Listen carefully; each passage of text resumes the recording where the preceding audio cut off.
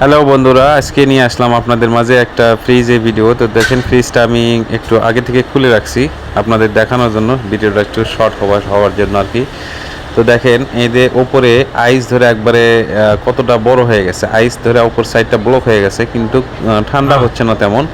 তার কারণ হচ্ছে যে এখানে দেখেন খালি উপর সাইডটায় আইস আছে, কিন্তু নিচের সাইডটায় নাই। তার কারণ নিচের সাইডটায় না থাকার কারণ হচ্ছে যে যে কুলিং কয়েলটা আছে সেই কুলিং কয়েলের নিচের সাইডটায় ঠান্ডা নেই বলতে ফ্রিজে গ্যাস কমে গেছে, অল্প গ্যাস আছে, যার কারণেই ফ্রিজের গ্যাস কম থাকার কারণে পুরোটা ঠান্ডা হচ্ছে না। তো যাই হোক, এখানে আমি এখন গ্যাস দিতেছি।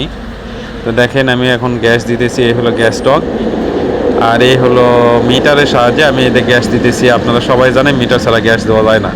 তো যাই হোক, এখন গ্যাস দিতেছি। এখন ঠান্ডা কেমন হচ্ছে দেখেন, এখন কিন্তু সুন্দর ঠান্ডা হচ্ছে। আমি ওই আইসগুলো অলরেডি ফেলে দিয়েছি।